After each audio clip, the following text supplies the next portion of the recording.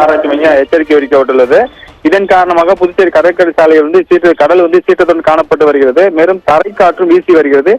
மழை மட்டும் விட்டு விட்டு சாரல் மழை பெய்து வருகிறது. இந்த சூழ்நிலையில் கடற்கரை வரும் சுற்றுலா பயணிகள் மற்றும் பொதுமக்கள் அதிக வருகை தந்துள்ளனர். அதாவது சனி, வெள்ளி, சனி, ஞாயிறு நாட்கள் புதுச்சேரிக்கு வெளியூர்கள் சுற்றுலா பயணிகள் அதிகமாக கூடுவார்கள். அவர்களை அப்புறப்படுத்த முயற்சி காவல்துறையினர் ஈடுபட்டு வருகின்றனர்.